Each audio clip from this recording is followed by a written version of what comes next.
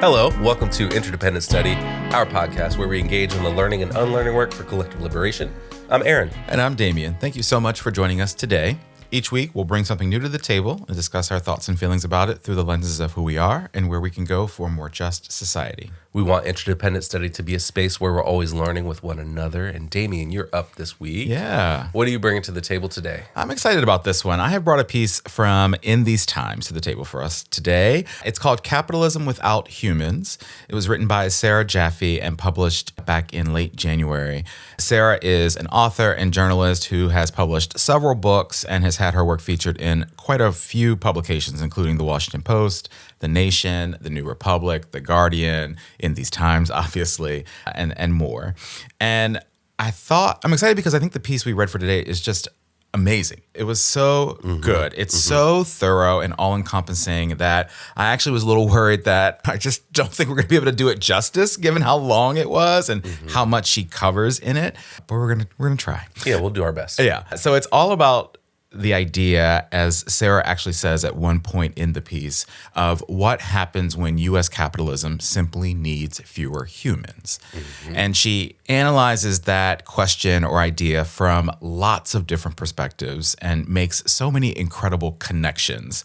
She talks about how states are cooperating with the federal government and with agencies like the National Guard to conduct traffic stops in cities like Memphis and the impact that has had on the citizens of that city and their perceptions of safety and their actual safety, to the dangerous ways in which cities are trying to use AI to support and bolster law enforcement efforts, to the organizing efforts to fight against the use of AI and the construction of data centers and the use of technology like those Waymo robot taxi cars, because people and organizers especially are making the connection to what the use of technology like those Waymo cars means in terms of capitalism needing fewer humans to operate, to the title of this piece. Yeah. And Sarah offers just this overarching analysis of the organizing work and uprisings that have taken place over the years to fight against the use of AI technology and its connections to white supremacy, capitalism, excessive policing and police killings, ICE, environmental justice. I mean, the list goes on and on. It just was such a brilliant analysis and such a thorough analysis in this piece. I just feel like there's so much we can talk about from it. Yeah. So yeah, let's get into it. Where do you want to start? Yeah, I started reading this and I had to make sure I was reading the right article. Yeah. Because Sarah does a really excellent job at connecting things that are absolutely connected, but are rarely reported on in this way. So Yeah. the opening part, they're talking about ICE raids and the connection to the capitalist predation on people through AI, data centers, and the pattern of making workers expendable is remarkable. And I had to stop and say, wait, is this capitalism without humans? Because the introduction part doesn't get to that. Yeah. Like, doesn't connect back to the title for a little bit, but it's setting the stage for the whole thing. It did. Yes, absolutely. And yeah, so that's kind of what I mean by everything's connected. That whole connection of capitalist predation of people with ICE raids. She connects those. She does. She threads it all through the whole article. And this is what we mean when we talk about collective liberation, which I believe was coined by Bell Hooks as a concept, as a term. And she coined it because she saw how systems of oppression are bound to one another. Yes. So it means that we have to see our liberation and our work toward liberation as bound to one another. Absolutely. Because the systems are bound to each other and hurting all of us in a variety of ways. So and are working together to do so. So absolutely. we got to work together to undo it all. Yes. So I'm really glad you found this article, and I'm grateful to Sarah for writing it, because I think it gets at the core of what so much of our podcast is about, which is how expendable so many of us become to these systems and to these parasites who make the decisions about who's valuable and who's not. Yeah. And one of the ways that we see that is early on in this article, Sarah is talking about Memphis, which was also the target of National Guard deployment late last year and early this year, maybe still, I don't know. And that was in the face of, quote, activists in the city who have fought for social services and youth programs that have effectively lowered violent crime to a 25-year low, according to the police themselves. But too often, the governor and state legislature overturn that work or its funding. And so we see people become expendable. Yep. Because they aren't seen as valuable, or they're not contributing in the way that, quote unquote, we should be contributing. And we also see the short-term solution of arrests and throwing people away versus actually caring for people and providing them with resources through long-term social and youth programs, because the numbers don't bear out. Yeah. It's easier to see, oh, arrests went up, so that must mean bad people did bad things, because that's how the numbers work, especially in the mind of politicians who are going to cut these other programs. But it's a false choice. Yeah. You're undercutting the investment in people to spend more money on policing to, again, catch people doing things that ultimately would not be something that we would want to throw somebody away forever for. Yeah, absolutely. I mean, you talk about it must mean that we're putting bad people away, and at the same time, that must mean people are more safe. But they're not, right? We know that to be the case. And so, yeah, the use of Memphis as a case study for how city and state governments are partnering with the federal government in these dangerous ways that, keep us weighed down by the criminal and carceral systems that don't serve us and harm us, actually, was a really big takeaway from this piece. And I think you're spot on. The way that she starts there and makes these connections was just brilliant. Related to that story, actually, she also says, quote, cities under attack by the state government is a common story in the South. But Memphis activists are also disappointed in their city government, which has offered to cooperate with the federal agents. On the ground in Memphis, local policy organizer Amber Sherman explained, the fear and resistance are similar to what we see in bigger cities. It's not so much the National Guard, she said, but around the city, there are some 1,500 federal agents from the so-called Memphis Safe Task Force working alongside existing police and using traffic stops, reportedly more than 35,000 in 2 months, as a way to get their hands on people. This is the very issue, pretextual stops, that the Memphis activists organized against so effectively after police killed artist and skateboarder Tyree Nichols 2 years ago. It's just scaring the hell out of people, Sherman said. A lot of people just aren't going anywhere, and that's really impacting all the economics. No one is going out to buy anything. People aren't taking their kids to school. And, I think so to your point, I think it's an excellent one. We see that the city of Memphis is not actually invested in providing resources that truly help or serve or care for people and its residents. They're doing everything that they can to strengthen the reach and the power of the criminal punishment system. And so, related to your point as well, I think we need to make it clear that if they're doing this down in Memphis, they can do this anywhere. And we've seen that. We have seen how this has expanded and morphed and been replicated in other places. And I think another sort of key point that got me when I was thinking about this and processing it was we've got an administration that is keen on all of this. And so when we've got an administration like this, it's really scary to think about what that might mean and what it has meant for people across the country. And what it will continue to. Yeah. I think they're not letting up. No. Unfortunately. So Sarah goes on to talk about Los Angeles and the gig economy and the wave of robo-taxis, Waymos, that are being rolled out there, but also across the country. She says, quote, driving for one of the various rideshare and delivery apps was one way that working class people, immigrant or otherwise, could maybe piece together a living. Now, robo-taxis and a horde of delivery robots cheerily automate their jobs away. The workers so recently called essential in the days of COVID-19 lockdowns are tossed aside or fed into the deportation machine. And one of the things I want to point out here, and I think Sarah makes a similar point later in the article, is that those gig jobs were actually undercutting previously good-paying jobs that were well-regulated. Yes. In a lot of ways. Yes. Think about the way that Uber was a quote-unquote disruptor to taxis, which was a solid working class job that paid you fairly well. Yep. And it was regulated for the people taking rides in the taxis. Yeah. In ways that Uber is not. So these gigs may have made things more accessible to people, but they are also undermining the value of the work by operating at a loss to get people used to the app process, to get customers used to the app process and ease of use, and then jack up the prices when their seed money ran out and they needed to make a profit.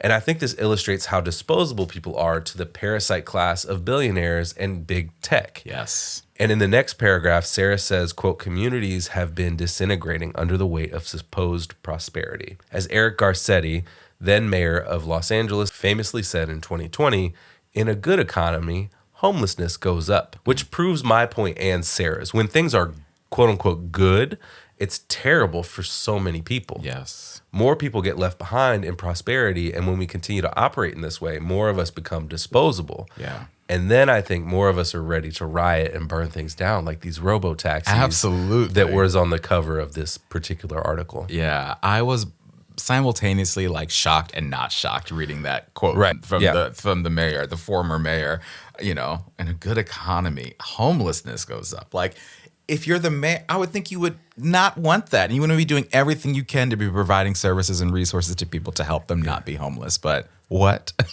Meanwhile, they're also kicking people out of homelessness camps in LA and getting Gavin Newsom in on it too. Yes. Right. So it has continued. Yeah. We're coupling in a good economy, homelessness goes up. So there's more people who do not have a place to lay their head. And when they do find maybe some semblance of a place where they could feel a little bit safe in a camp with other people who they get to know, we're going to remove them from that place and throw away whatever belongings that they might have. Yes. And we'll get the governor to come down here and help us with it. Yeah, absolutely. For a little photo op. Photo op. Yeah. Absolutely. Mm-hmm. Yeah. I also want to go back to your earlier point about how these gig jobs are undercutting previously well-paying jobs or good-paying jobs. It's really wild to witness and understand the evolution of capitalism there. So a form of these jobs existed, and then the pandemic happens, and the jobs evolve, and the undercutting happens. And now capitalism evolves yet again with this advent and use of this AI technology, and so it's happening again. And so, like so many of the social ills that we talk about on the podcast, we can recognize this as this vicious cycle that is just repeating itself and evolving. And it's ultimately working to all of our detriment. So you mentioned that great picture. One of the reasons why this article stood out to me was the beautiful picture of that Waymo on fire. And it's part of the reason why I was like, I'm going to read this. Yeah. So part of Sarah's analysis about how capitalism is evolving to replace humans and why people are fighting against it is this, quote, by contrast, the flaming Waymos express something else, a targeted defiance of tech-enabled Trumpism with material consequences. If you're going to treat our neighbors as disposable, the burnt to a crisp robo-taxi says, we're going to make you pay. The Waymo is, after all, a privatized automated taxi run as a subsidiary of Alphabet, Google's parent company, and rolled out in high-tech hubs like San Francisco, Phoenix, and Austin, Texas. Tech journalist Brian Merchant saw the husks of incinerated Waymos firsthand in Los Angeles and reported, quote, protesters were reportedly calling them spy cars as they were vandalized and set ablaze, and some noted how the cars can share data with the LAPD. Merchant goes on, quote, ICE raids are carried out using data provided by Silicon Valley companies. Whether directly or through third-party contractors, much of big tech, including Google, has made deals with ICE too.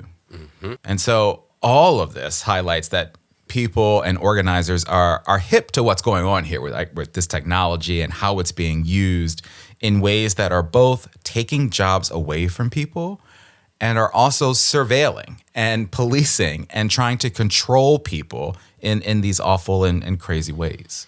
Yeah, and so then you also see there the connection with capitalism to the state and the way that surveillance from private corporations like Alphabet then plays into the hands of ICE because they will just take that data. Yes. They will, and Google will give it to them. Yeah. Alphabet will give it to them. Yeah. With no problem, which is also why I don't have a Ring camera, because that's also a big thing that they do. Yeah. Also owned by Amazon, Ring cameras. So all the connection there, right? Right. And one of the other things that I just remembered as you're talking about the Waymos that were on fire is I saw, I think sometime last year, Okay. some people did a different kind of protest against Waymos, and they went to a crowded street in San Francisco, and they organized themselves to all order a Waymo to that one spot and then trapped it. Oh. So there were 50 Waymos stuck on a Just one-way stuck there. street. Nice. that had a cul-de-sac or something at the end of it, so they couldn't get out. So they were just stuck there for hours. I don't know how they fixed it or anything, but That's it was an organized, specific protest that would, hurt Business. productivity, Yeah. hurt business for that day. Good. And so I thought that was another interesting way to prevent or to hit them where it hurts. Right. To say you're saying that my neighbor's disposable. Well, here's your income for the day is gone. We talk about, how do you got to get in where you fit in, figuring out how you get into this work. I mean, for some people, it's like, no, set it on fire. Like, I'm happy to do so. Yeah. For some people, maybe that's too risky, right? But here's another way we can organize and do this that doesn't involve property damage or whatever it might be. That's brilliant. I love that. I missed that. Yeah. Well, and so Sarah goes on in the article. She's talking about big tech and the way that they want to remove humans from labor. And so she says, quote, as humans are increasingly closed out of circulation, the targeting of tech makes more sense. As Bryant Merchant noted, tech companies like automation because it promises not just to remove labor from the equation, but accountability. There is no driver to blame if something goes wrong with the self-driving car. It's just a glitchy algorithm. Or better yet, it was probably somebody else's fault because Google's algorithm is safe and sophisticated, even if it won't tell you how that algorithm actually works. And this reminds me of something that's been floating around on social media over the last year or two as we've seen the presence of AI continue to grow. And it's actually a point from a presentation from IBM from 1977. Whoa. Which says, quote, a computer can never be held accountable. Therefore, a computer must never make a management decision. And yet, in this moment, we're turning so many decisions over to computers. People are turning over their thinking process to computers. And Sarah points out that the lack of transparency we have for how any of this stuff works keeps us in the dark. Yes. So we don't know how Google's algorithm works. And we're ensured that it's safe without any real proof, without any real demonstration of its safety, aside from promotional videos and whatnot. We get the glossy advertisement version of how it works, but we don't see the background of what happens. The back end of it. Yeah. And we're not shown that. So we don't know. We have to take for granted that these Waymos are safe. Yeah. And that they're going to operate safely and they're not going to hit us in the road or whatever. But we've got no proof of it. No, absolutely not. 1977. Yeah. Wow. Yeah, 50 years ago almost. Oh, boy. Okay. They said a computer cannot be in charge of decisions because it can't be held accountable. Yeah, yet here we are. Here we are. Oh, damn. Some people can't even be held accountable for their actions. So how about that? All right, well, let's shift here to the application portion of our great show. How does this piece and our conversation about it apply to our everyday lives and work? My application is just to highlight, I think, one of the biggest takeaways from this piece, which is how important it is to recognize the inhumanity of all of this. Oh, yeah. I think Sarah does such a great job making connections to our individual and collective experiences, and certainly how our liberation is tied to one another, as you said so brilliantly earlier. And so at one point in this piece, she's talking about migrants and other vulnerable populations in the labor market. She also connects what's happening there to what's simultaneously happening to U.S. citizens. So she says, quote, the result is the continued dehumanization of migrants, at best valued as units of labor power rather than human beings, and at worst, demonized for simply daring to exist in the United States. Yeah. Today, it seems, the Trump administration's smash and grab approach to deportations might finally have changed the calculus. Beyond just keeping migrants super exploitable to drive down wages for us all, ICE has become the shock troops of a regime led by a man who posts AI-generated slop of himself, raining shit on people he governs. They arrest and brutalize citizen and migrant alike, grab children on their way to school, terrorize people in their homes. Mm-hmm. And, we've talked a little bit about ICE here on the podcast, specifically what happened, a couple of months ago in Minneapolis, and what ICE did to terrorize literally everyone in Minneapolis and kill American citizens. And continue to do that. And so I think recognizing the connections between this AI technology and the dangers of it and how it's being used in so many aspects of our lives, especially in terms of our capitalist society and how capitalism is evolving in wild ways is so key. And it's important to do whatever we can to continue to be weary of this, and even more important to fight against it. Yeah, I think that especially when we see the connection between these big tech companies and state punishment Yes. and the carceral systems. Yes. When all of that connects together, we got to be really cautious about it all.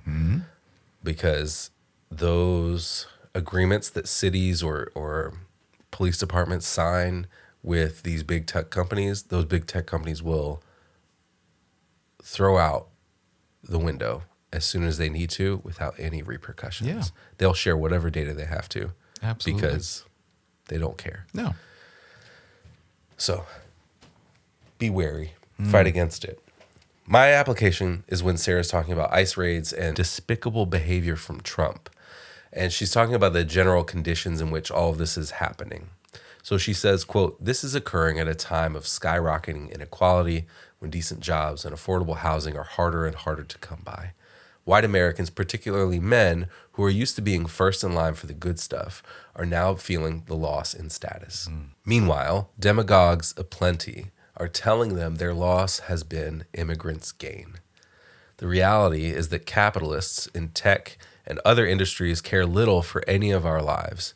White workers, as well as immigrants, are disposable, and the investments being poured into so-called artificial intelligence are in the hope that more expensive workers, whether skilled coders held up so often as the ideal, or Hollywood writers or journalists, can be replaced by an algorithm."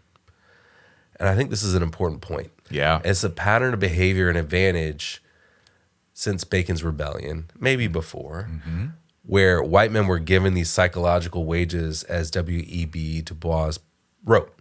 And there were material advantages to being white, and those were backed up with a psychological delusion of superiority in order to create and maintain a hierarchy that ultimately served the elite ruling class. Yep. And so now, in this context, more and more white men are noticing that, hey, we were told this thing and we're sold this thing, and what's the deal? Yeah. And people are being divided into two ranks. This isn't 100% clear division because it's a little messier than this, and there's probably more than two. But either they buy the new line of thinking that things are messed up for white men because of immigrants, and this isn't a new line of thinking, right? This is a pattern since Bacon's Rebellion and before. But they buy this line of thinking that their lives are messed up because of immigrants and trans people and any other group that the parasitic class point their fingers at. But some people are seeing that the parasitic class for who they are and seeing that white men never matter to them, aside from being pawns in their means to control everything. Yes. And I think the conditions that we're seeing today are ripe for waking more people up. Yes. And I hope it happens more quickly, because we're going to need everyone to build the world that serves us all on the other side of a lot of this stuff collapsing in our face when we set it on fire. Yes, yes. I read this part and I thought, Aaron better talk about this. As soon as it said white men, I was like, Aaron, you better talk about this. I'm so glad you did. Well, and it's, again, part of the reason why this is such an all-encompassing piece. And she does such a great, I mean, she's talking about everything and making all these connections in beautiful ways that, this, I'm putting this out there now that this is definitely going to be one of my favorites for the year. Yeah. Like, it's only March, but it's only March, but here it is. I don't think we've ever said that so early. Like, this one is so good. So thank you for making those connections there too. All right, well, let's move on to homework.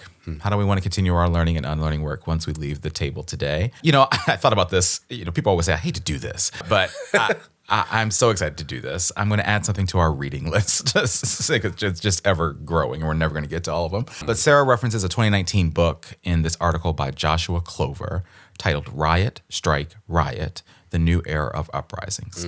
And it strikes me as a really fascinating book that offers this in-depth analysis of the effectiveness of riots and economic strikes throughout history, which I'm like, okay, great. But also talks about the power of protests and strikes and uprisings as an effective and necessary response to capitalism, especially given that capitalism needs people while it simultaneously is working to replace people. And we've discussed that a lot today, and that's the focus of this article. So it just sounds like a fascinating book. I'd love to check it out. What about you? Yeah, that sounds great. Yeah. Sarah references a lot of other articles and books in here, obviously. Yeah. And she's written a couple that also sound great. Yeah. But the one that stood out to me was a book by Daniel Denvir, who also hosts a podcast called The Dig, which is about class warfare. The book that she references that he wrote is called All American Nativism: How the Bipartisan War on Immigrants Explains Politics as We Know It. And it was published back in 2020. And it sounds like a great way to understand more about the way these disposability politics are actually bipartisan and have been for a long time. Yes. Which is also something that we've heard a lot from abolitionists as we've read that literature as well. Yes. So sounds like a fascinating book and something to really dig into some of the ways that explain where we are today. Yeah, absolutely. Right. I love that. So 2 more books, and not to mention Sarah's books. So I love that. All right. Well, that's our conversation about this great piece from Sarah. Sarah, thank you so much for writing it and for educating us in this great way. Aaron, my friend, you're up next time. What are you bringing to the table in our next episode? I'm bringing our March book to the table. Speaking of books. Speaking of books, we read another one. Yeah. It's called Border and Rule, and it's written by Harsha Walia and was published by Haymarket Books back in 2021. But it's still really, really relevant as we watch the U.S. and countries across the world really try to crack down on their borders. And the description from Haymarket's website opens with, quote, "In Border and Rule, one of North America's foremost thinkers and immigrant rights organizers delivers an unflinching examination of migration as a pillar of global governance and gendered racial class formation." And it closes with, quote, "A must-read in these difficult times of war, inequality, climate change, and global health crisis. Border and Rule is a clarion call for revolution." And I finished reading it a little while ago, and it's fantastic. It's got a lot of insightful analysis, as you would expect from these blurbs on the Haymarket website. And it dives into the situations that we find ourselves in. It was written clearly before Trump 2.0, but I think it lays out a lot of analysis that applies to what's happening right now around the country, but also globally. There's a lot of conversation around how migrants are treated around the world. Yeah, absolutely. When you talk about difficult times of war and inequality and climate change, global health crisis, I mean, all of that is happening. And this analysis of migration and governance and disposability of people and lack of care for people is absolutely still relevant and still happening. So I'm looking forward to finally getting to talk about this book with you next time. Yeah, me too. All right. Well, with that, we want to thank you for joining us today. You know what we want you to do here, but in case you forgot, please follow, leave a rating and review, share our podcast with the people in your life. Follow us on social media, including Instagram, TikTok, and Blue Sky. Check us out on YouTube and sign up and join us on Patreon to get notified about any new things we've got going on behind the scenes. Yes, thank you for listening. And remember, it's not about us, but it is about all of us. And we'll talk to you next week.